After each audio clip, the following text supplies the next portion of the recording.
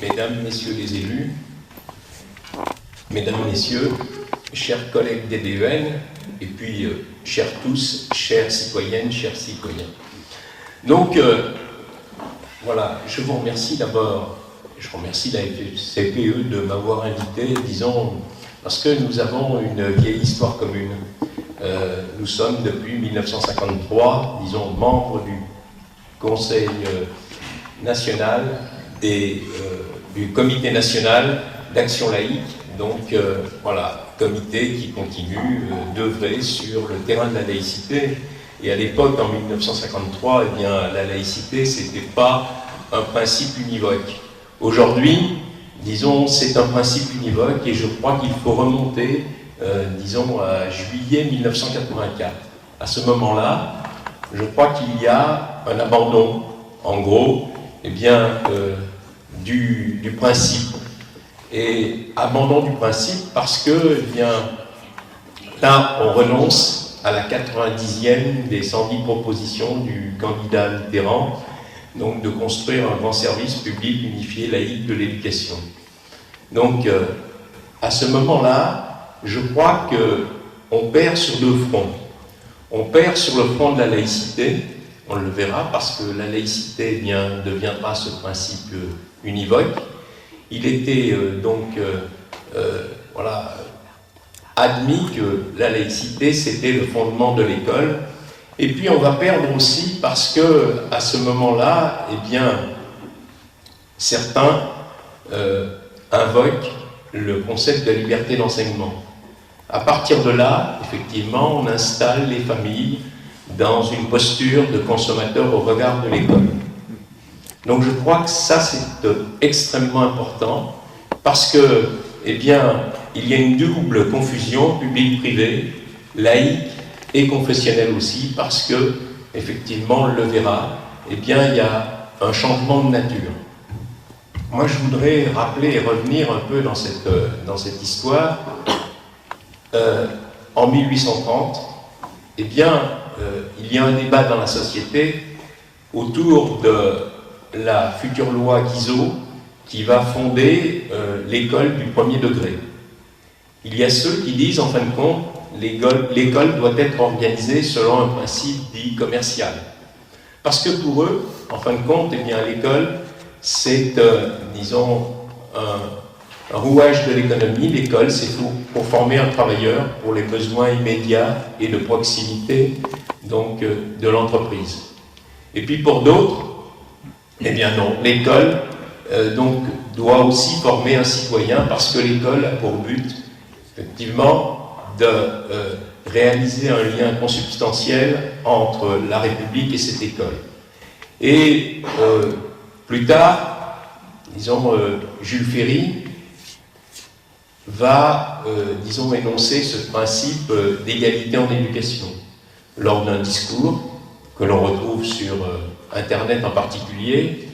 Et cette question, disons, de la gratuité et puis de la laïcité et donc de l'obligation scolaire, elle est incluse dans cet élément d'égalité en éducation. Cette égalité en éducation, disait-il, se fondant aussi sur Condorcet, c'était effectivement, eh bien, pour, disons aussi, construire un citoyen, et ce citoyen, en fin de compte, c'était le fondement même de la démocratie, citoyen qui serait libre et autonome. Et donc, je crois que c'est important parce que, on le voit aujourd'hui, ce débat qui n'est pas présent, en fin de compte, mais qui met toujours en opposition ceux qui font de l'école, eh bien, un principe, disons, commercial, et puis ceux qui revendiquaient, à cette époque-là, donc l'école, avec ce principe patriotique, parce qu'il s'agissait effectivement de former aussi un citoyen, non seulement un travailleur qui puisse s'intégrer dans la vie économique et sociale, mais aussi un citoyen. Et donc, on a perdu à ce moment-là, quand on a fait cette confusion entre, disons, l'école publique, l'école privée, et puis donc l'école laïque et confessionnelle, eh bien, je crois qu'on a perdu beaucoup. Et à partir de ce moment-là, on a vu, en particulier, à la fin des années 80, eh bien, surgir cette question de la laïcité au travers de l'affaire dite de Creil. Je connais bien cette affaire puisque j'étais dans la cour du collège Avez à Creil à l'époque, hein, donc avec le secrétaire général du CNAL, Émile Gracia, et puis le secrétaire général de la FEM. Eh bien, on voit que justement, à cette époque-là, eh bien, surgit cette question de, disons, l'impact de la religion dans l'école. Et donc, cette individualisation du rapport à l'école conduit effectivement à faire du futur citoyen que l'on doit former un usager, et l'usager veut faire prévaloir à l'institution ses droits d'usager. Et donc, on est dans une rupture complète. Et puis, par la suite, eh bien, il y a un certain nombre d'événements. Il y a bien sûr l'affaire Paty, mais bien avant l'affaire Paty, effectivement, il y a d'autres événements qui transforment un peu notre société. Auparavant, certains, en fin de compte, eh bien, luttaient contre des Maghrébins. Aujourd'hui, ils luttent contre des musulmans, parce qu'on assigne aujourd'hui de plus en plus le citoyen à une religion, alors que, on vous disait tout à l'heure, effectivement, 60% au moins de la population est plutôt indifférente à cette question de la religion. Mais aujourd'hui, on a cette grande confusion autour du concept de laïcité. La laïcité, effectivement, c'est quelque chose qui est peut-être un peu difficile à comprendre, et puis d'ailleurs qui n'a pas suffisamment, disons, été inscrite dans la loi. Je voudrais rappeler que la dernière fois où on parle de laïcité avant la loi du 15 mars 2004, cette loi du 15 mars 2004 qui est tout à fait, disons, importante parce que, eh bien, elle permet de régler au bout de 15 ans l'affaire de Creil, justement, et donc, au bout de 15 ans, la loi eh bien, clarifie les choses et rappelle que eh bien, l'école a pour but effectivement d'être neutre par rapport aux convictions de façon à permettre à, disons, de respecter ce principe de laïcité. Eh bien, disons, en 2004, on a peut-être raté l'occasion de préciser que la laïcité, disons, c'était quelque chose de non pas liberticide, parce que là, on interdit au nom du principe de laïcité le port de signes religieux. On a manqué peut-être, à ce moment-là, eh bien, de préciser que la laïcité, c'était aussi, et c'est surtout, la liberté de conscience. Et donc, c'est une liberté. Et donc, ça, c'est un premier raté. Je pense qu'il faut effectivement, disons, préciser un peu tout ceci, parce qu'on le voit bien, on a aussi une difficulté avec ces événements qui interviennent à ce moment-là. Eh bien, il y a une récupération du principe de laïcité.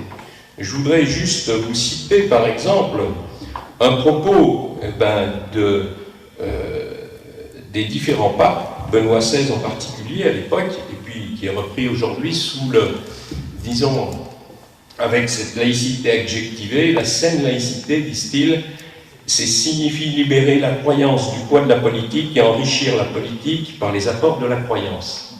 On a là, effectivement, une séparation asymétrique où l'Église intervient dans le champ politique, mais donc elle refuse que le politique puisse intervenir dans le champ de la religion.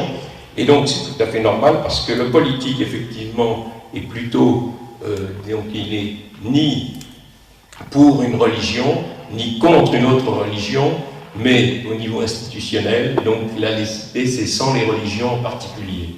Donc c'est la différence entre, disons, ceux qui disent, et ça c'était le propos en particulier du président de l'Observatoire de la laïcité, que je conteste vigoureusement, il disait en fin de compte que la laïcité ne doit pas être anticléricale. si la laïcité doit être anticléricale parce qu'elle doit s'opposer à l'immixtion, en fin de compte, du religion dans la politique. Par contre, la laïcité n'est pas forcément anti-religieuse, hein, donc en tout cas, elle ne peut effectivement mettre en cause, eh bien, disons, la liberté religieuse de telle ou telle. Pour autant, eh bien, là, je crois qu'on peut aussi être anti-religieux sans mettre en cause, disons, la liberté religieuse de tout un chacun. Je crois que ça, c'est aussi une grande nuance et une grande confusion. Alors, pourquoi un peu? Parce que la laïcité, disons, c'est un principe qui habite un certain nombre, c'est donc ce principe qui fait que, bon, certains n'ont pas de conviction ou sont contre toute religion, mais la laïcité, c'est aussi non seulement celle qui nous habite, mais surtout celle qui nous gouverne. Et la laïcité qui nous gouverne, c'est un principe politique, c'est un principe juridique.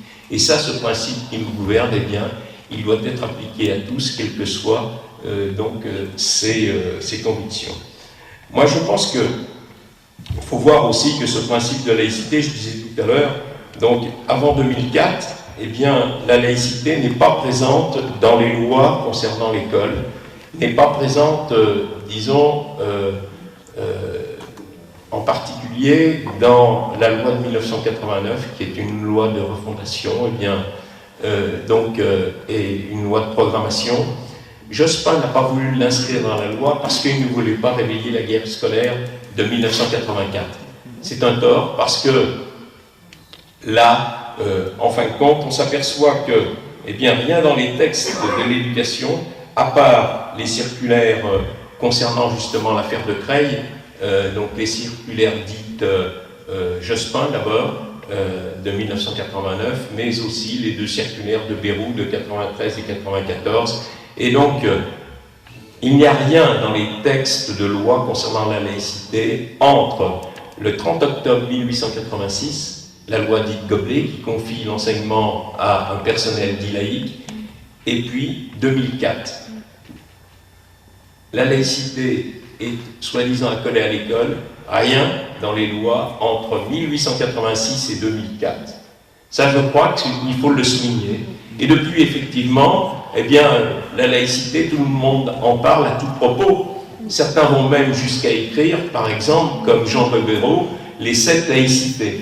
Vous imaginez un petit peu, donc dans ces 7 laïcités, c'est pour lui, la laïcité, disons, du Front National, qu'il décrit, la laïcité, donc, concordataire, c'est tout à l'heure ce que décrivait, disons, Didier Molinès, et donc, on a effectivement là une grande confusion, y compris ceux qui se présentaient comme le pape de la laïcité, Jean Bobéro, qui donc décline 7 laïcités. Tout à l'heure aussi, on vous disait effectivement, donc imaginons donc 7 codes de la route, et puis ceux qui veulent rouler à droite ou à gauche, on ne serait pas en sécurité sur la route. Et il est bien évident que, au niveau de la laïcité, eh bien, il n'y a qu'un principe juridique, celui qui est inscrit dans la Constitution, et donc celui qui pose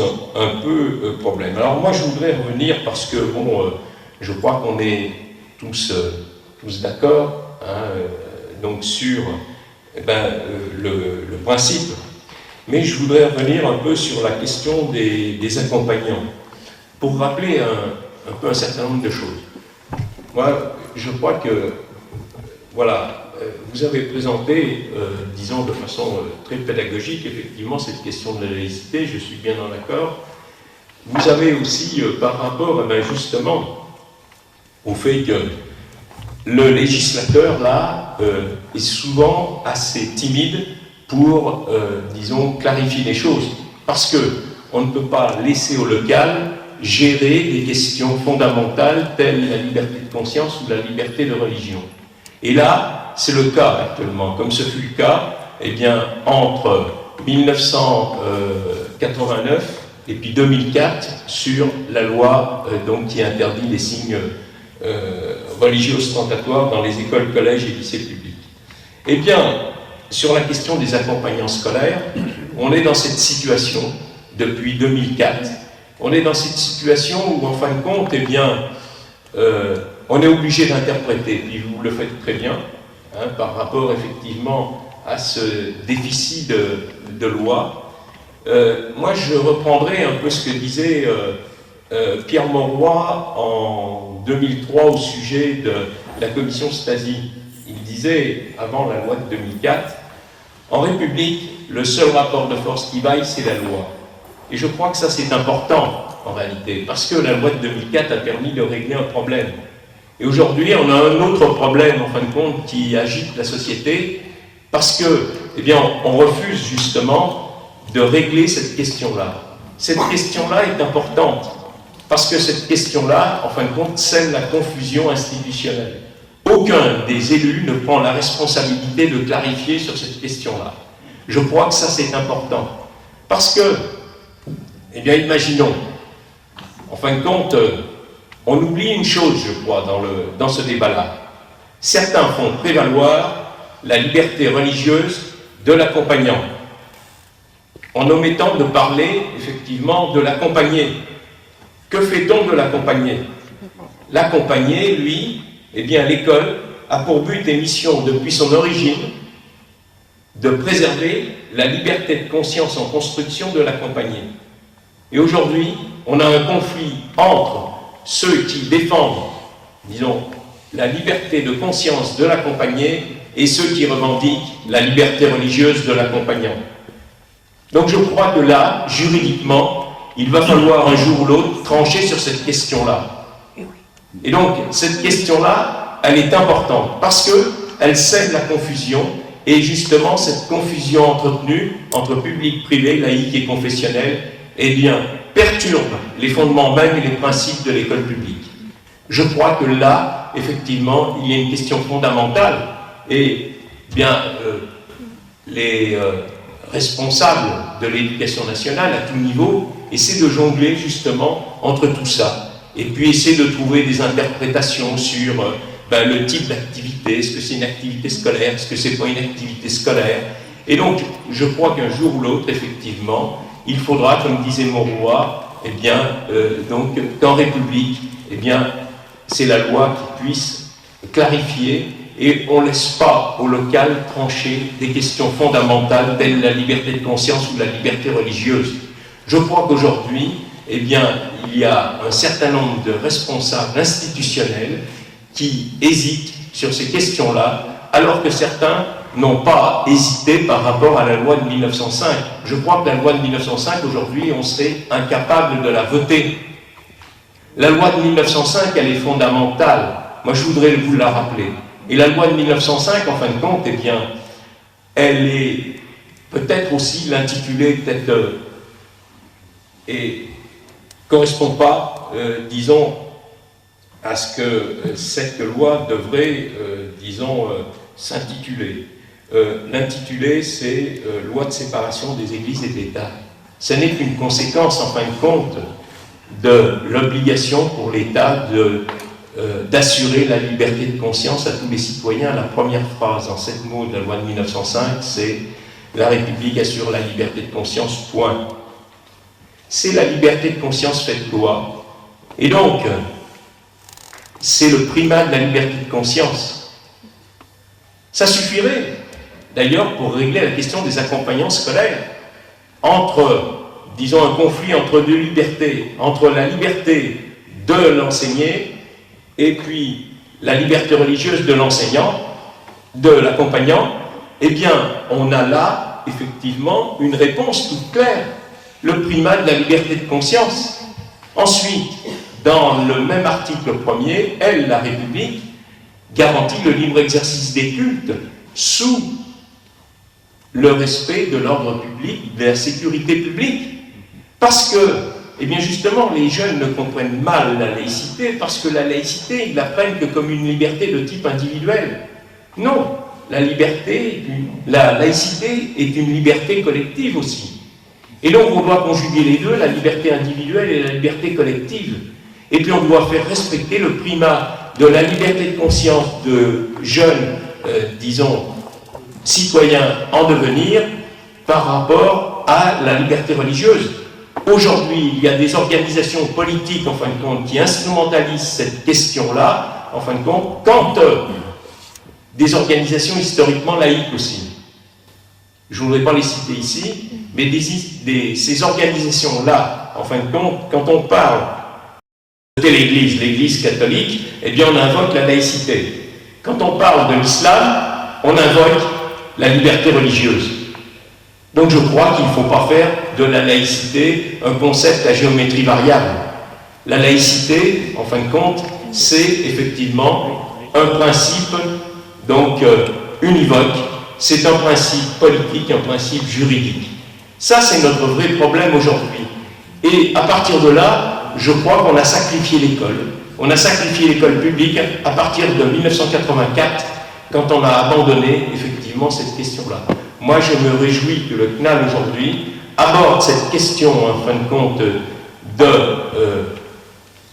cette question scolaire et du financement par l'État de sa propre concurrence. Je crois que ça, c'est grave aujourd'hui. Moi, je défends la liberté d'enseignement.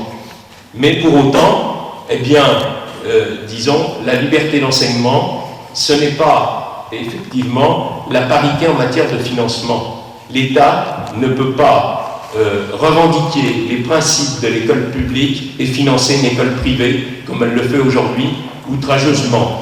Plus personne ne pose, en termes de débat, de principe, cette question de la concurrence organisée par l'État. Je crois que ça, c'est important, et il en va de la question, en fin de compte, de la laïcité derrière tout ça. Je crois que, effectivement, donc, on a un problème à résoudre qui est fondamental aujourd'hui. Je crois qu'il faut revenir sur les principes aujourd'hui. Je crois que ça a fait imploser toutes ces questions-là. Tous les partis politiques. Ça crée aussi la confusion à l'intérieur de nombre d'organisations historiquement laïques. Je crois que la Ligue de l'enseignement, depuis 5 ans, 5 présidents ou présidentes différentes, 5 équipes différentes. L'OCCE aussi, 4 présidents en 4 ans, les 4 dernières années, 4 équipes différentes. Je crois qu'il faut clarifier sur les principes, parce qu'autrement, effectivement, si on individualise tout ça, s'il n'y a plus de parti politique, s'il n'y a plus d'association, eh bien, ça sera la loi de la jungle, et effectivement, cette école, eh bien, elle va fonctionner selon le principe dit commercial, en bout de course, parce que, bon, c'est pas la religion qui va l'emporter dans tout ça. C'est effectivement cette logique un peu libérale qui fait de l'éducation, en fin de compte, une marchandise. On a, avec cette liberté de choix, cette liberté d'enseignement imposée, disons, jusqu'en 1984, eh bien, on a détruit, en fin de compte, nos principes fondamentaux. Je crois que ça, c'est relativement important. Bon, je ne vais pas, disons, prolonger sur ces questions-là. Je crois qu'il faut, disons, là, terminer sur une note un peu plus, disons, un peu différente. Je voudrais dire que, eh bien, les enseignants qui sont là, les anciens enseignants, les D2L aussi, qui sont là, eh bien, vous êtes supérieurs au curé et au pasteur. Alors, non, bien sûr, non pas en tant que femme ou en tant qu'homme. Hein, je respecte les uns et les autres, quelle que soit leur conviction, quelle que soit leur religion. Mais vous êtes supérieurs au curé et au pasteur de par vos missions, parce que vous accueillez dans la même communion du vivre ensemble, ou plutôt du faire ensemble, parce que aussi, moi, je conteste, disons, ce vivre ensemble. Je crois qu'il faut plutôt parler du faire ensemble. Et donc, parce que, bien, tous ceux qui sont autour de l'éducation, qui est, disons, quelque chose de fondamental, eh bien, vous êtes, disons, supérieurs, et vous êtes la fierté de notre école publique laïque. Je vous remercie.